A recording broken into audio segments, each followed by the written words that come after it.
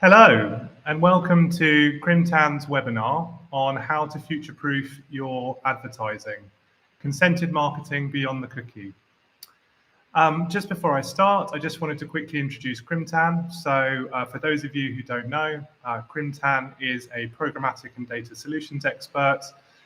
We've been in existence for around 14 years, looking at how companies can better and more efficiently use the programmatic network alongside how to leverage data for the purposes of consent, targeting, and attribution. So this is a topic that's really close to our hearts. Just before I get into the nuts and bolts, I just wanted to quickly introduce the presenters today.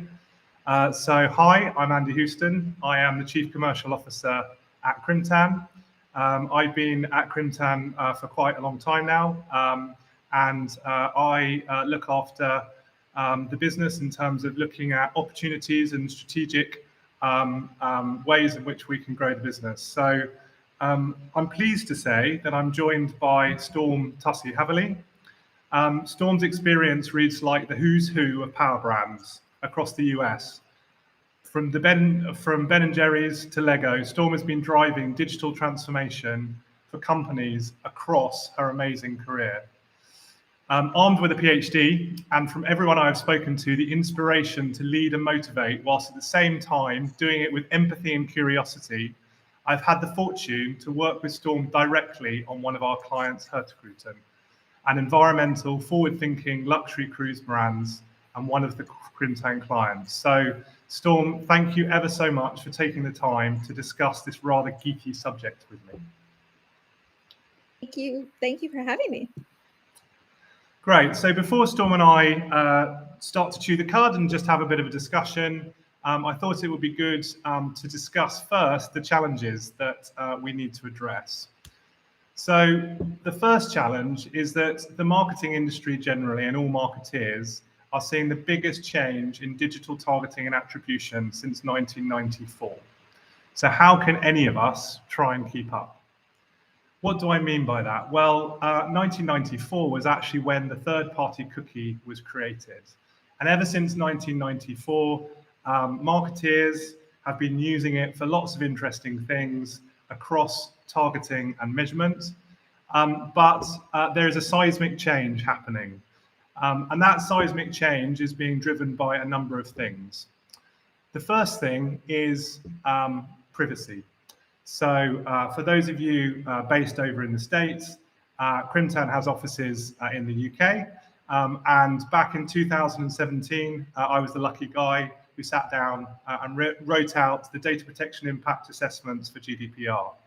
And ultimately what GDPR does is it makes sure that privacy and security of customer data is put at the front of everything that marketing does. The key combination within that was the fact that explicit consent was required for any purpose of the use of personal data. And the second thing around that was that it was very important that as part of GDPR, there is a legal obligation to fully support the rights of individuals under GDPR. The second element that has brought great challenge when it comes to third-party cookies and generally tracking and measurement is that in 2017, in coordination with the GDPR, Apple introduced something called the Intelligent Tracking Prevention System. And what that did, ITP 1.0, was put third-party cookies, these really useful things that marketeers use for tracking and measurement, in the firing line for blocking. So these two elements, a big tech company making a decision to put privacy first, and legislations initially within the UK to protect personal data and the way that it's used, means that if we fast forward now to where we are, a couple of big things have happened. But ultimately, the Intelligent Tracking Prevention is now on its 2.3 version. Third-party cookies are no longer useful within the Safari and Firefox browser, which is based on the Safari WebKit.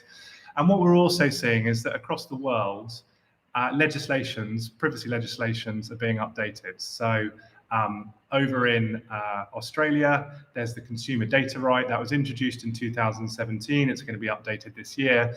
But what we're seeing in the US was the introduction of the California Consumer Privacy Act, or the CCPA. And what we're seeing, as well as California, is Virginia, Utah, Colorado, all these states starting to adopt a more privacy-centric approach for the use of data, and particularly the use of personal data when it comes to targeting and measurement. Now, there was also an announcement by Google in 2020 to say that it was going to be phasing out third-party cookies. That's been delayed a bit, but actually in 2024, there has now been a commitment by Google that 1% of all their Chrome browsers will be third-party cookieless. So these big tech decisions and these privacy decisions are driving a massive challenge when it comes to targeting and measurement.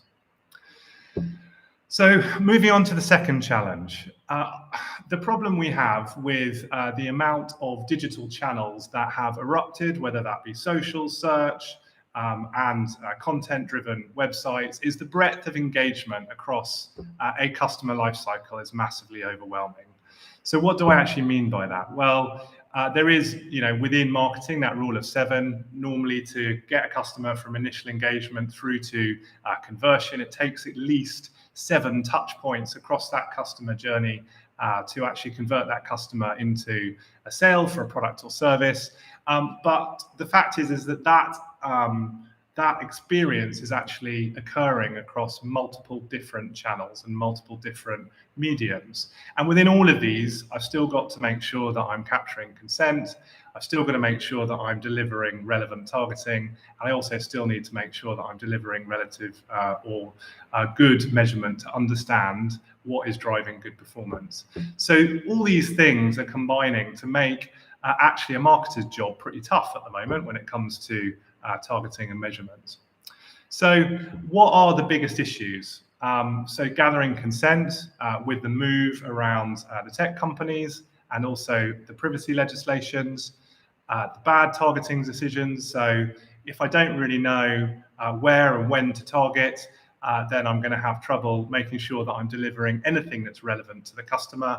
And the third thing, and this is again something as a marketer that's very, very close to my heart, the fact that the walled gardens and generally the way the internet is working, that multiple touchpoint customer journey is really starting to drive up attribution and measurement silos, because as marketeers, we don't have that lovely third-party cookie to help us with our targeting and measurement anymore.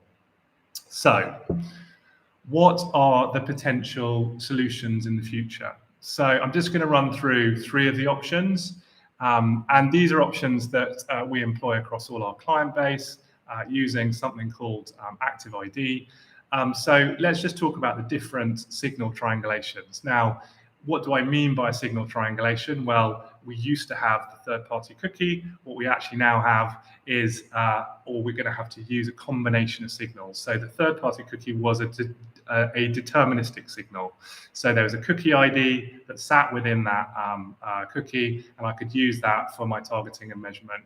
That deterministic signal no longer exists. However, there are a number of other deterministic signals out there in the marketplace that I can use, whether that be an ID produced by some big technology companies out there, or on your own website, login IDs, and/or customer data platform IDs, that sort of thing. All those things are deterministic signals that allow me to be able to do some triangulation for targeting, measurement, and consent. The second one is probabilistic. Now, this is a slightly difficult one to explain. So to help with your understanding, I've actually put a QR code up on the screen. Hopefully, if you point your phone at that and you have a look at it, it takes you to a little website called Am I Unique? And what is happening in that fingerprinting process is it's taking lots of disparate data points that are related to you loading that browser on the phone. And when you put all those disparate data points together, you get to a level of certainty that actually that might be the particular browser that you want to target. So that is a concept of browser fingerprinting. And again, in terms of triangulation, it is useful when it comes to managing consent, do accurate targeting, and then also the measurement piece. Now, The challenges that you have with these two, the deterministic option and the probabilistic option, is the fact that actually you need, under GDPR, you need explicit consent, but you need implicit consent for the use of both of these. So actually, if you get your consent taken away for targeting and measurement, you need to have the third option. So the third option is this concept of a digital signal aggregation. Now, what do I mean by that? Well, at Crimtan, we have a proprietary technology. We've got a data management platform, or a DMP. We've got a DSP, a demand-side provider, and we've also got a dynamic creative optimization solution. And all of these things, when we deliver relevant journeys or customer lifecycle journeys for our clients and do the measurement, all of these things are generating log files. And so these log files have signals that we can interpret. So digital signal aggregation is really a very, very holistic approach to trying to read what those signals are. It's a very interesting piece of data science. Crimtan has a data science team, so we geek out a lot on a lot of really, really heavy data. Really, I could spend hours talking about that separately. I guess what we're talking about here is the challenges of targeting and attribution in this cookieless world. So look out for that one. Can't wait to run it. So those are the challenges and those are the potential solutions. So I don't want to spend this entire webinar just talking at the camera. Actually, now I'm going to reintroduce Storm. So Storm, how are you?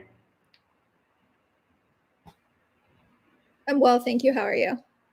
I am very good. So I guess, going into a few questions around some of these challenges, and obviously we've worked very, very closely on these in the past. So it would be good just to get from the client side. So, I've said, look, here are the problems, and the challenges. Here are some of the triangulation solutions. But, from your perspective, I'm really, really curious. What's the cookieless reality for marketers today? Yeah, marketers have the hardest job, I think, in the industry right now because we're expected to do a lot with very little. And we're expected to figure out how to manage in a hyper fragmented world. And every day it gets more and more fragmented. On the buy side, the challenge is to find the same audience across an array of channels, devices, and properties, and hopefully get a varied tracking and targeting capability. On the brand side, the cookieless future means more businesses are going to be competing for the same audiences. The privacy regulations are making it almost impossible to track user behavior in a streamlined fashion. However, the opportunity is absolutely there for all brands if they focus on first-party data, building that transparent relationship with the customers, embracing some of the new technology like that you've mentioned, and ensure that contextual consent and cohort-based targeting are actually involved as part of their enhancing their creative strategies. Yeah, so I think, in summary, what you're suggesting is that it's not a single solution that's really going to figure it out, right? It's going to be a group and a combination of things that ultimately will help the marketer target the right people and understand what drives good performance.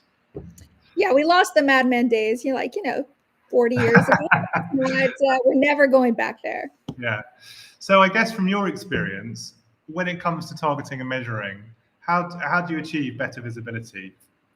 Well, I think the first thing marketers need to remember is that they have to build their journey and their messaging strategy first, right? And a lot of times when I'm talking to different companies, they've forgotten the actual customer and the journey part of it. But once you focus on the journey and the messaging strategy, then I'd focus on the first party data to ensure that we've got the most valuable information. Then I'd make sure that I'm looking at my media neutrality, making sure that I have media neutrality. So that way I can look to see that I've got the right audience definition and then correctly choose the channel. A lot of times people are like, oh, I have to just put 25% to TV. Well, if TV is not where your customer is, like in a luxury-based business, you probably shouldn't be investing in TV. And people are forgetting that aspect of it. But then I'd focus on contextual targeting followed by privacy preserving solutions. I'd remind people that creative and content has to be customized for the type of customer that they're working on. And then lastly, I'd really make sure that they're working closely with a partner like you, Andy, to make sure that the tagging and tracking is actually working and installed so that you actually know which medias are working in your total journey. Yeah, I mean, I definitely think it's horses for courses, isn't it? There's not a single, sort of piece. I mean, I talk a lot about triangulation. I mean, the reality is that some of the formats that we're running now, whether it be digital at home or whether it be connected TV or some of these different formats, actually the measurement framework that we have to implement for that type of format is just completely different from any browser-based format. But it's important that you try and look at everything through a broad lens and a holistic lens, because we know that it's about delivering that sequential journey, right? To try and make sure that you are front of mind throughout that kind of engagement cycle that each of the different customers has and each of your different customer personas have, yeah? Yeah, 100%. And that you're hitting them where they are in their journey. Again, because no matter how good your creative is, if they're not ready to buy and you're giving them a buy message, it's not going to work. So you really need to make sure that you're looking at what the customer's mindset is as you're going through this, and building out that total media attribution is going to be so key to knowing, are they doing what I think they should be doing at that point in their journey. Yeah, well, you just delivered a brilliant segue into like the next question, which is that as a marketeer, we're seeing lots of walled gardens spring up left, right, and centre. I mean, if you're retail focused, you can't ignore what Amazon is doing, and I guess just from a social perspective, you can't ignore what's happening on Snapchat or TikTok or any of these sort of social networks. But it's very difficult, isn't it, to try and understand the connectivity between I do a digital out of home ad in a particular region and I follow that up with a bit of connected TV, and then I do a bit of social at the same time to try and deliver that kind of cohesive brand message. So what are the things that you think brands need to do to actually mitigate the walled gardens? Well, I would love to say it's a real quick one and done, but it's not. It's, again, a multi-step process. Yeah. Again, I can't say this enough, and I'll repeat myself a million times, but you have to start embracing your first-party data. If you don't have your own data house in order, your media partners are going to have one heck of a job. So you really need to make sure that you have your first-party data, that you're capturing the data correctly, and that you're incentivizing the customers, and that you're adding value to the customers so that they interact with you more. Then you have to collaborate and partner with people like you, Andy, to make sure that you're accessing diverse and relevant data sources, and that you're expanding your audience reach, and that you're providing alternative targeting options. Because focusing on data collaboration and data cohorts, you can aggregate and anonymize data across the organization to help create better power and more powerful audience insights and targeting opportunities, where then their CDP and Crimtan and the machine learnings and some of the buying portals actually can take that and find even more ways to use it, instead of just going, okay, well, I want this one cohort and I hope that it works. Yeah, I think that centralization point and the first party data point is super interesting for us. I mean, we have so many conversations with brands at the moment, and it kind of really is encompassed by this whole audience orchestration piece, isn't it? It's, if a customer's interested in a particular thing, let's make sure we try and deliver that relevancy to that particular customer or potential customer, but do it consistently and cohesively across all those different channels. And obviously the centralization of that will never occur when you are very, very channel centric as an organization. So, certainly I think from our perspective, trying to help with that audience orchestration using some of our triangulation methodologies such as Active ID is certainly something that we seem to be having more conversations about now that cookieless seems to be gaining a bit of traction. And the interesting thing about that is, if I were to be specific, cookieless actually refers to third-party cookieless rather than general cookieless. I don't want everyone to panic here. I'm pretty sure that first-party cookies are going to be around for, a few years, and maybe even eternity, who knows. Hopefully eternity. It'll make everybody's lives easier if we can at least keep first party. But again, it becomes so important. The media companies' jobs are to keep their data private, right? And needing them so that you pay them more. So having that first party data and owning that first party data and partnering with a company like Crimtan to actually aggregate and anonymize data across all the different media channels is going to be your absolute best bet of success. Otherwise, you're constantly playing the game of who do I believe on the other end. And we know Facebook's metrics are totally different than TikTok's metrics, which are totally different than Google Analytics. So it's making it more complex for the marketers. Once again, a brilliant segue into a more holistic approach. So this whole concept of, I mean, and I often have this conversation with our brands, is if they take the metrics provided by each of the channels and they added all the actual revenue together, then the number is the sum that's bigger than the business. And so, kind of addressing that challenge, I mean, the deduplication piece is obviously absolutely key. But I mean, how do you think brands can adopt a more holistic approach to this planning, targeting, and attribution? Yeah, I think the first step is that brands need to get really serious about what objectives they have and have unarguable success goals that they can get buy-in for, right? The second thing is they need to break down those silos and collaborate. They need to go with and interact with all of their key stakeholders, like product, sales, revenue management. I know the data that I used to get. I would specifically feed it into revenue management and our product team so that they could actually start adapting the product to better meet the customer's needs. But then I'd also ensure that your attribution model is more defined than last click. I wholeheartedly would bet my PhD on this that total media attribution is going to be the future of all attribution, because you need to build data dashboards that provide visibility to your stakeholders. And that includes combining first party, third party, internal data all into a single extractable, actionable insight. And you will not be able to do that without the total media attribution. Yeah, I mean, it's so right. And I think, the horses for courses, it's great being able to have these access to all these channels to find new customers. But each channel, you can end up spending a lot of money if you don't know the combinations of the channels that ultimately are going to drive a good performance.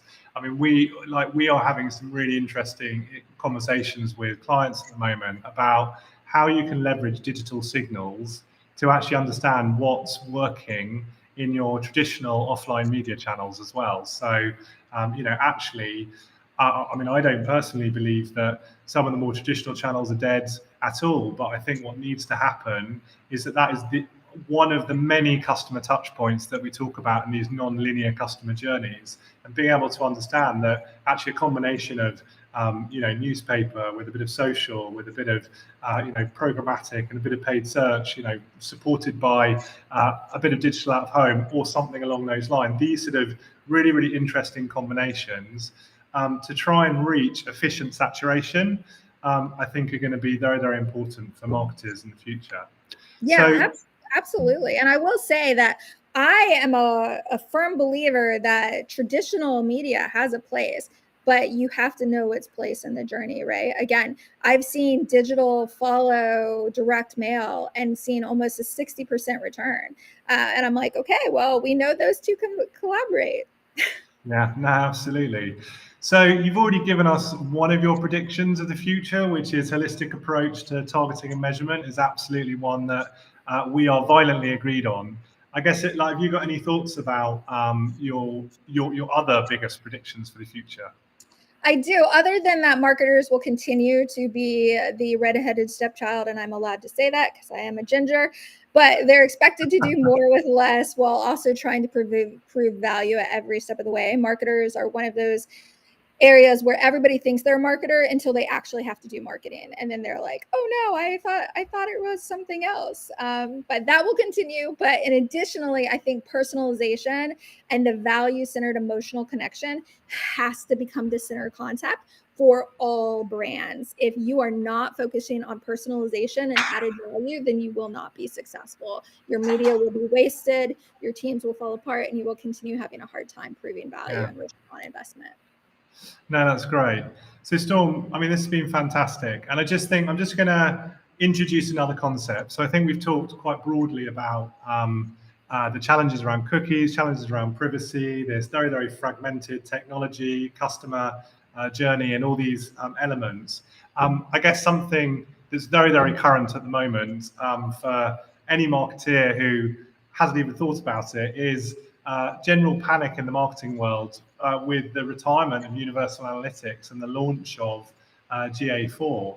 And I think from our perspective, it's quite interesting because if like the biggest difference really between Universal Analytics and GA4 is that Universal Analytics was a session-based analytics tool, and GA4 is an event-based analytics tool. Now, clearly, this is Google's nod to the fact that privacy-centric approach to targeting and measurement is super important because actually, whereas Universal Analytics used to use a pseudonymous ID to stitch that session together, GA4 actually is going to be asking marketers to do it themselves. So the configuration piece is, I guess, super interesting. I mean, I don't know whether you've had any real experience of that. I have. I've been actually setting up a couple different GA4 systems for a couple different companies, and I can tell you right now, it is both driving immense amounts of fear and also making us go back to the data teams and say, okay, we have to change our entire digital strategy, our entire data strategy, so that we can make sure that we're really moving away to that personalization event base and away from some of these ego metrics that we have been selling in the past. Yeah, no, absolutely. I mean, the last click attribution, even Google is nodding to the fact that actually they're introducing this data-driven attribution framework within GA4, which actually previously Universal Analytics only allowed you to have 4 touch points. Now within DDA and data-driven attribution, you can actually have 30. So, I mean, the whole concept, I mean, it's really nodding towards that non-linear customer journey. I mean, for us, I think there's a really big opportunity, and this is the conversation that we're having with many of our clients. So 2 quite interesting things I just wanted to touch upon. First one is this whole concept of the ID waterfall that now exists within GA4. So actually, if you have a good triangulation methodology, you can work and actually push your ID with consent, obviously under any legislation, into your GA4 instance. And that actually allows you to do 2 things. The first is that you can start building some reports around those IDs, which is great because if you're using that ID to orchestrate across different channels, then actually having it within your reporting system is super useful.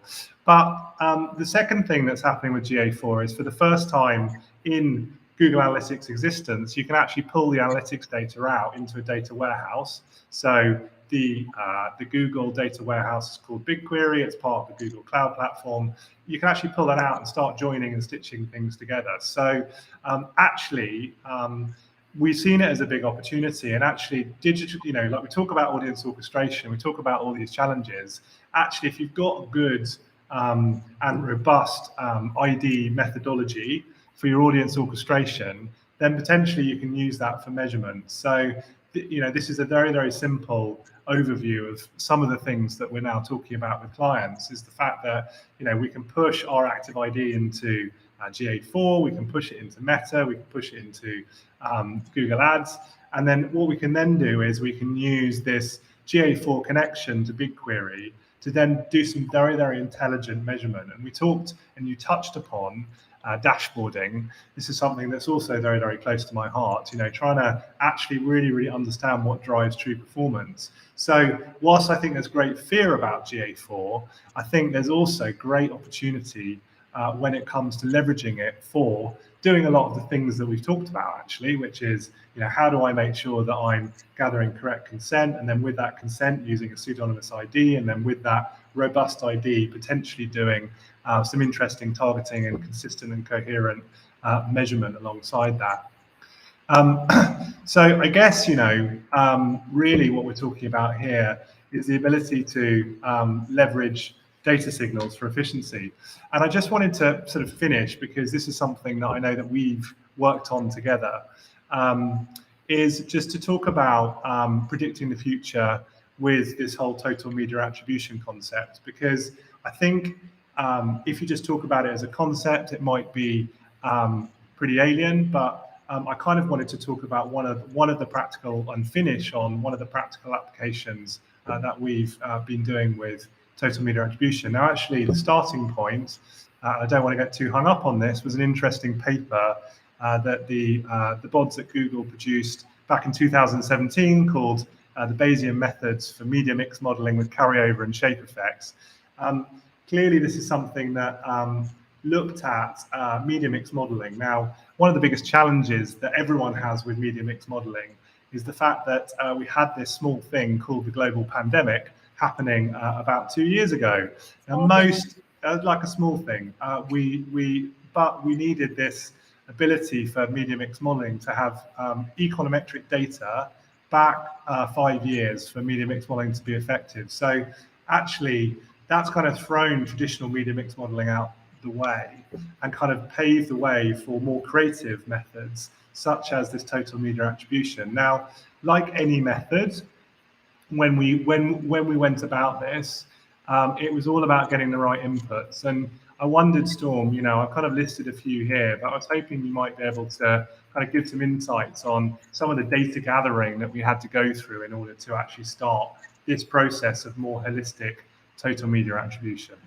Yeah, we had to pull data from roughly 12 disparate sources before we could even get to this. And then while we were pulling that data, we also had to get data agreements across the organization so that everybody agreed on what is the data that was most important, how that data should be utilized, and then which are going to be the feeds that we were going to report on for multiple parts of the business in multiple regions. So it took us roughly 9 weeks to even get us to a data governance level to even start getting into these inputs.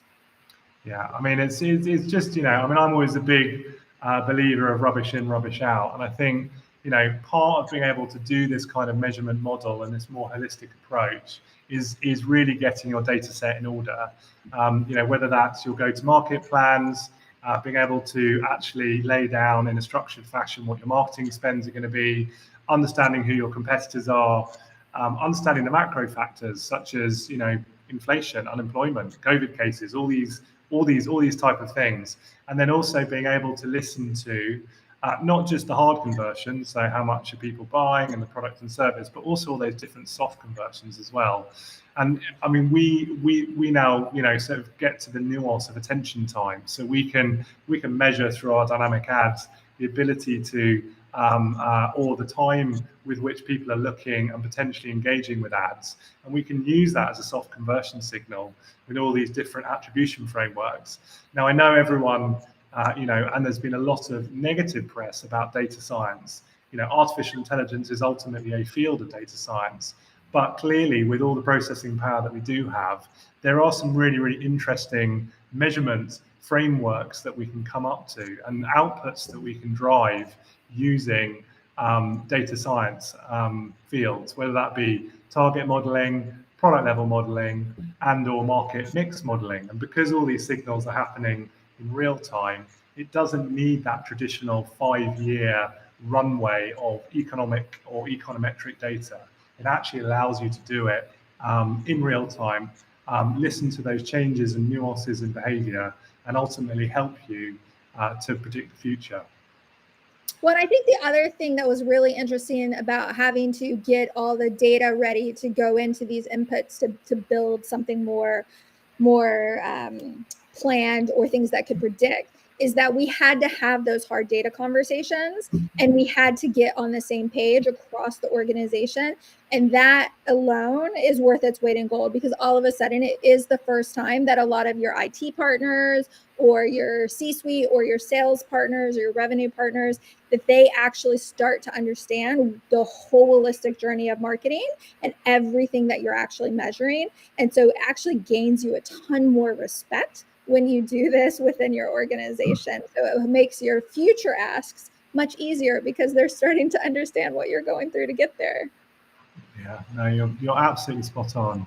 So I guess I'm now going to throw the floor out. We've got sort of a few minutes left, so if anyone would like to ask any questions of myself or my venerable hostess Storm, then please, sort of put them in the chat now, and we can do our best to answer them. Okay, I've actually got one here. So when it comes to cookieless solutions, should we just rely on one solution? Storm, I don't know whether you want to give your thoughts on that. I do. Yeah, I don't think one solution is the right solution, right? I think that in a third-party cookieless world, we're talking about two areas of concerns for marketers to deal with. One is targeting, where we have to focus on contextual, we have to focus on first party, we have to implement lookalike modeling and use AI and machine learning to identify patterns. But then we also have to focus on the measurement side, using those privacy-preserving measurement techniques, focusing on the long-term metrics and not the short-term ones. Like, we need to focus on customer lifetime value, and then use that combination of metrics and ratios to build that total media attribution model so that people really get the full understanding of every single step in the way. That's spot on. I mean, I think, so I can only talk from the Grimtan experience of this in terms of when we were developing the Active ID solution to help us do consent targeting and attribution. I remember back in 2017 when I was going through and just thinking, right, under general data protection regulation, I've got a legal obligation to manage consent preferences for every single individual within the European Economic Area. How am I going to do this? And when we looked at the different browser, the different operating system combinations, the reality is that we realized back then that third-party cookies were not, the best way to do it across all those different combinations, even back then. So we actually made the decision to make Active ID agnostic. So not a one-size-fits-all. And there are definitely identity solutions that are coming up the market to try and solve that that problem with the third-party cookie going away. But a lot of them struggle with reach and frequency. And so actually the ability for any marketer to be able to take on any number of combinations of those signals to ultimately achieve what their goal is, right, which is to do more accurate targeting and more accurate measurement, I think is definitely the way forward. So that agnostic approach is super important. Okay, I've got another question here. So in regards to GA4, how configurable is it for reporting? So that is a really good question, and I'm really glad, Storm, having you on the call, because having gone through a few of these quite recently, you can definitely give your insights on that. Yeah, so I think GA4 is really configurable. You just have to make sure that you're setting up your journey appropriately. And again, this is why it goes back to the customer and understanding what you need and what you really want them to do. GA4 allows you to set those sections up so that you can create those custom models, but it's useless if you haven't actually understood what you want the customer to do, which you'd think that that is so simple, but you would be surprised. I literally was talking to a multi-billion-dollar e-commerce company yesterday, and they were like, oh yeah, we just thought they would just buy right away. We didn't think that they might be doing research or anything else. And I'm like, no, stop. We have to go every step of the way before we just drop them in. No, definitely. Okay, so I think we're just about up on time. I mean, I guess it would be great, Storm, just to have like a parting thought from yourself, just to finish up in terms of this overall thing. Any sort of kind of what are the three things that a marketer who hasn't really thought about this should do once we've finished this webinar? Yeah, so I think that to adopt a more holistic approach should be every marketer's goal, right? They need to focus on planning, targeting, and attribution across both digital and linear channels. So they really need to focus on cross-channel audience segmentation instead of relying on one individual signal. Then they need to really focus on unified data management, making sure that they're getting all the various channels enabled in a centralized view of that customer.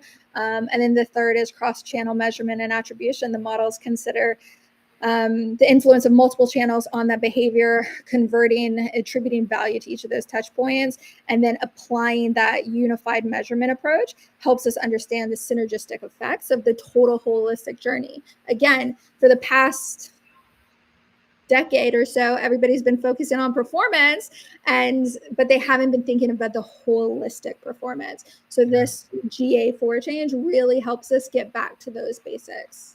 That's great. Well, look, thank you so much for taking the time out of your day to come and chat to me. It's been an absolute pleasure. It just remains for me to say goodbye. Thank you all for listening. Please get in touch if you want to talk more about this. And please also download our white paper, which looks at attribution.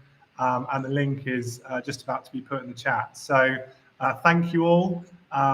Please be safe, and from me and from Storm, goodbye.